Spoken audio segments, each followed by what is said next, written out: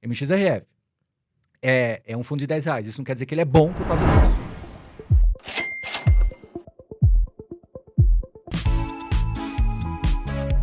Curso Vencendo na Bolsa. Quer aprender a investir? Clique no primeiro link da descrição. Um fundo que me perguntam muito é o MXRF11. Esse daí. Porque a gente sabe que a cota é mais acessível, então todo mundo pergunta do MXRF11. Você acha que ele é um bom fundo? Então, vamos lá. Primeira questão, né? Cuidado com essa história de que fundo de R$10 é bom porque é barato. Tanto que outros gestores começaram a fazer isso e eu acho que pode passar um entendimento errado pro mercado. Faz parte do processo. Eu vi isso saindo de 1.000 e vindo para 100, tá? Eu tô ficando meio velhinho já tô usando óculos para perto, então é o sinal, sabe? Então, assim, eu vi quando aconteceu do 1.000 pro 100, muita gente chiou. Falou, agora vai todo mundo querer entrar, isso, aquilo. Ok, democratiza, tá perfeito. Agora veio para 10. O mercado americano, não sei se vocês sabem, mas as corretoras lá, algumas várias, você compra a fração da fração, né? Você compra... Eu quero comprar R$515. Aí ele divide numa fração tão pequenininha. Então eu tenho hoje 12,726932 da cota. Sabe aquela fração da fração? Pode ser que a gente evolua para isso. Tudo bem. Então vamos lá, Carol. MXRF é um fundo de R$10. Isso não quer dizer que ele é bom por causa disso. Primeira coisa. E como ele é um fundo que está na plataforma, assim, na gestão da XP, que é uma corretora muito popular, as pessoas que são clientes da corretora acabaram usando esse fundo com esse conceito de fundo caixa, né? Ou seja, o dinheiro acaba, eu vou lá e compro umas cotinhas, aquela coisa toda. E acabou pulverizando, o fundo tem 500 mil cotistas. Então vamos lá. O MXRF no passado, ele nasceu com uma característica de ser um FOF. Poucas pessoas sabem disso. Ele era um FOF tradicional. E tinha um outro fundo na XP chamado XP Gaia, tá? Que era um fundo de CRI. Num dado momento, o XP Gaia começou a ter alguns problemas, etc. E aí a XP viu que realmente o crescimento ia mais para o MXRF. E num dado momento eles fundiram um fundo e começaram a popular. A XP ganhou mais tração aí na questão da abordagem com o fundo. O fundo cresceu muito, hoje é a maior quantidade de cotistas. Bom, eu acho que o fundo, ele é um fundo essencialmente de crédito hoje, um fundo de CRI, de recebíveis. Então, isso o deixa mais, assim, tradicional. Por outro lado, ele tem algumas coisas ali dentro que são um pouco mais de pimenta. Então, ele tem, por exemplo, acesso a permutas financeiras, que tangencia no conceito de desenvolvimento imobiliário. Então, o fundo, ele entra ali como se fosse um sócio no empreendimento, e à medida que aquele empreendimento vai performando, ele vai puxando o resultado dessas SPEs, né, dessas permutas, e trazendo para dentro do fundo. Então, uma pimentazinha ali. Ele tem posições também em outros fundos imobiliários, fundos não muito conhecidos. Fundos, alguns sim, mas boa parte deles não muito conhecidos, que o gestor justamente acessa através dessas ofertas mais específicas. Então, veja, dos 500 mil cotistas, provavelmente muitos compram só por causa dos R$10. E não sabe exatamente o que está ali dentro. Então, acho que o mais importante é você entender por esse ângulo. Então, respondendo a sua pergunta, é um bom fundo? É. Tem seus problemas? Tem seus problemas. Tem seus riscos? Tem seus riscos. Mas há outras oportunidades de investimento que têm uma relação risco-retorno melhor? Sim, também. Então, a gente entende que hoje existem sim outras possibilidades de investimentos em fundos de CRI também, que oferecem uma relação de risco-retorno que para nós é um pouco mais interessante. Mas, eu falo, é o que é, né? É o que é. Você tem que entender que cada produto carrega as suas características. O que é mais importante é você entender o que está por detrás dele. Eu acho que ele tem algumas questões ali que precisam ser resolvidas. Eu acho que a gente deve falar disso daqui a pouco também. Mas eu acho que a ideia é que a pessoa entenda. Eu acho que a grande mensagem é que não compre só porque custa R$10.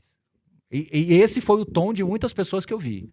Tá? Eu compro porque é barato. O barato é relativo, porque você tem que fazer uma analogia do que está ali dentro, do que ele está gerando de caixa ali dentro e o que você espera de retorno dele. Então, assim, a gente tem que saber ponderar isso. Então, o barato não é... Eu posso comprar uma coisa que é R$1, mas que seja cara. Agora a gente tem um assunto que está sendo muito comentado e assim, todo mundo ficou desesperado essa questão. Carol, o que eu faço com o MXRF11? Porque a CVM tomou uma medida, né, na questão de distribuição, não vai distribuir dividendos. E isso pesou a cabeça dos investidores. O que você tem para falar disso, Baroni? Você acha que isso de fato pode permanecer? Agora a gente está com 1 hora de gravação, agora a gente vai mais umas 3, então dá tempo, né? Beleza? Tem bateria nas câmeras aí? Então tá bom. Então já pede a pizza, vai prestando atenção, Raulzinho, pra você ficar pede atento aqui nos fundos. Pede as esfirras, as coxinhas, porque agora vai, né? Bom, Não tem resposta rápida e fácil, mas eu vou tentar explicar tudo, tá bom? A primeira coisa, o caso MXRF, ele é muito específico, né? Eu não consigo falar tudo, porque eu não tive, nem eu, nem as pessoas do mercado, tiveram acesso exatamente qual foi a troca de ofícios e documentos entre o BTG, que é o administrador do fundo, o fundo é gerido pela XP, e o administrador é o BTG. Quem toma essas decisões é o BTG, propriamente dito, com a própria CVM, que é o órgão regulador. Então, a gente não sabe exatamente qual foi a conversa entre eles. A gente teve acesso a uma ata, a um parecer técnico, né? E aos votos das pessoas, né? Dos diretores. Um, essencialmente, que votou a favor, vamos falar assim, contra o fundo, e outro que votou a favor do fundo. Muito bem. Então, primeira coisa, o MXRF ali dentro, ele tem muita coisa que você me perguntou. Ele é um bom fundo? Essencialmente, sim. Mas ele tem as suas pimentinhas ali dentro também. E pimentas que foram herdadas do passado. E a gente não sabe especificamente se, ao reconhecer essas perdas de fato, né, você teria que realmente ajustar o prejuízo ali, né, virar de lucro para prejuízo. E aí sim, ao invés de distribuir rendimentos isentos, você distribuiria em formato de amortização. O cotista ia continuar recebendo o dinheirinho dele, só que ele ia baixar o preço médio dele. Qual é o tamanho do problema de MXRF efetivamente? Pelas nossas contas, 30 centavos. Um pouco menos até, 29. Vamos falar 30. Então, no pior cenário de todos, as pessoas que têm MXRF teriam rendimentos ali por 2, 3 meses seguidos de 30 centavos, ao invés de ser rendimento, seria amortização, abaixaria para o preço médio e a vida seguiria. Era isso que era para ter acontecido. Tá certo? Sim. Era isso. A CVM foi lá e falou, não, isso aqui tá errado, você tem que dar baixa mesmo, isso aqui perdeu. Aí o BTG falou, não perdi, isso aqui só tá marcado, mas eu vou recuperar. E ia ficar discutindo, mas tá bom, faz. Eu tô mandando fazer, faz. Baixa 30 centavos, vida que segue. Como seria lindo se fosse só assim. O fundo teve problemas, de fato, hoje a carteira de crédito dele é muito melhor, hoje, mas ele herdou muita coisa ruim do passado. Resolve isso, vida que segue. Porém, contudo, todavia, entretanto, agora que vem, hein? Pode fazer o pedido das pizzas aí agora que vai. Ao analisar o parecer técnico e os votos, né, o voto a favor e o voto contra, o negócio transbordou para o mercado. Porque o que chegou para o público, o argumento do parecer técnico e o argumento do voto, principalmente contra, a favor do fundo, foi meio escatológico, meio fim do mundo. Por quê? Porque transborda do MXRF para o mercado. Há claramente ali, apesar de que a CVM diz que não, mas há claramente ali um novo entendimento do que é distribuição de dividendos. O distribuição de dividendos, desculpe, vou usar a palavra correta, a distribuição de rendimentos, né? A gente usa rendimento, porque fundo imobiliário, diga-se de passagem, é o único instrumento criado por lei no Brasil. O fundo imobiliário é o único instrumento criado por lei. Claro, veio o FIAGO depois, mas o fundo imobiliário foi o primeiro e o único efetivamente criado por lei. Então ele tem a sua especificidade, ele tem a sua particularidade, tá? Que é essa que nos trouxe até aqui, não é? Aí de repente vem esse parecer dizendo o seguinte, não há o que se falar em distribuição de dividendo enquanto você não tiver lucro contábil. Mas espera lá, lucro contábil? O que é o lucro contábil? Se eu tenho uma remarcação, não é perda. Se eu tenho uma remarcação negativa, o prédio desvalorizou. O FOF, que você me perguntou, a carteira dele desvalorizou. Ele tem um reconhecimento ali de perda? Não. Mas ele tem uma marcação para baixo. Quando a gente lê o documento, dá uma margem de interpretação seguinte. Enquanto isso não for resolvido, não há de se falar de rendimento. É só de amortização. Uma palavra boba que muda tudo. Porque a amortização, ela traz uma consequência tributária sem precedentes. Imagina 1,5 milhão de investidores tendo que ajustar os seus... Deus. Imagina os fundos de CRI, que tem 40% do mercado hoje que é fundo de CRI. Eles são marcados ali a mercado. E aí, um mês é dividendo, outro mês não é. Outro mês, porque o juro subiu, remarca a curva, o preço. Para tudo, gente. Pause. Não precisa editar não, tá? É só para falar pause. Imagina, vocês têm, por exemplo, desculpem entrar na individualidade de vocês, mas vocês têm, por exemplo, NTNB, IPCA+? Sim, eu tenho. Quando vocês compraram IPCA+, ali na hora da compra, você não comprou ali, eu comprando um título, R$50 mil, que vai me pagar em IPCA mais 5,5, Não foi isso ali o combinado? Sim.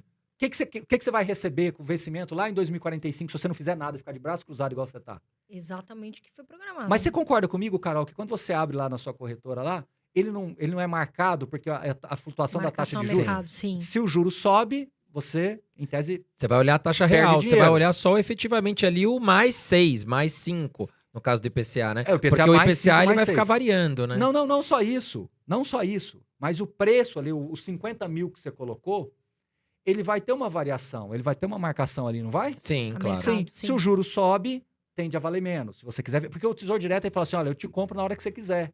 Então eu tenho que te falar o preço daquele momento, sim ou não? Sim. Mas o IPCA mais 5,5 não saiu da sua cabeça, sim ou não? Sim. Beleza. Agora imagine eu condicionar você receber isso pela marcação. Ou seja, se você tiver no prejuízo, não há de se falar de rendimento. Você vai receber. Não, e os FOFs, então, numa época ruim, não vão nem pagar. Acabou o rendimento, não tem mais. É só amortização. Sim. Então, assim, não é o fim do mercado, caso isso se avance. Seu preço médio vai ficar mais baixo, teoricamente você teria pago mais barato. Mais baixo, mais baixo, mais baixo, mais baixo, mais baixo, mais baixo, mais baixo, mais baixo, mais baixo, mais baixo, mais baixo, mais baixo. Aí o mercado, de repente, sobe. Se você for vender, como o seu preço médio você vai pagar uma paulada de imposto. Uma paulada de imposto de renda. Ou seja, você tem uma consequência tributária gravíssima. Que para muitos iniciantes acaba nem valendo a pena. Não vou longe. Os administradores não têm sistema para controlar isso. O sistema dos administradores não pensou nessa possibilidade, porque não era o entendimento. Sim. Aí, a má notícia. Isso transborda para o mercado, gera um... Eu não vou dizer pânico, a palavra não é nem pânico, eu nem sei qual é a palavra. Gerou uma... Eu vi profissionais de altíssimo gabarito mudar de opinião em 24 horas, assim, 2, 3 vezes. A gente começou a conversar, eu fiz 70 ligações em 24 horas num determinado dia. Ficamos, todo mundo tentando entender as consequências do entendimento de tudo isso. É muito grande, né, E quando você lê, e a responsabilidade é muito grande, porque o público está te esperando o que você vai falar. E quando você lê o voto da pessoa, do diretor que defendeu, ele fala, não sou eu que estou falando, ele fala, olha, isso daqui vai ter uma consequência gravíssima. Não foi exatamente essa palavra, ele fala assim, olha, inclusive do universo que nós pesquisamos aqui, de 47 fundos, 16 teriam problemas, etc, etc. Então isso traria um novo entendimento, etc, etc, etc. Aí você lê um diretor da autarquia se posicionando dessa forma, dá um frio na espinha, né? Porque você não sabe o que eles conversaram. Você vê uma ata e o voto declarado. Mas como é que foi ali o debate de tudo isso? Então, se ele afirma aquilo, é porque o debate foi nessa linha. E aí você tem um novo entendimento. Então, aquele prédio que veio aqui, tipo aquele Tower Bridge Office lá, que foi muito famoso ali na Ponte Estaiada, aqui em São Paulo, né? Ele veio a 1 bilhão. Evidentemente era caro. A gente estudou na época e falamos que era caro. Não existia Suno nessa época, mas era em 2012 isso aí, 2013. O prédio só teve remarcação. Chegou a valer, eu acho que 650 milhões. Teve remarcações negativas. E 10 anos ficou distribuindo rendimentos. Não poderia ter sido amortização. Lucro, ele estaria com um prejuízo contábil gigantesco. Há anos. Até ele cobrir isso daí, ele não ia pagar anos. Agora, qual que é a grande boa notícia de tudo isso?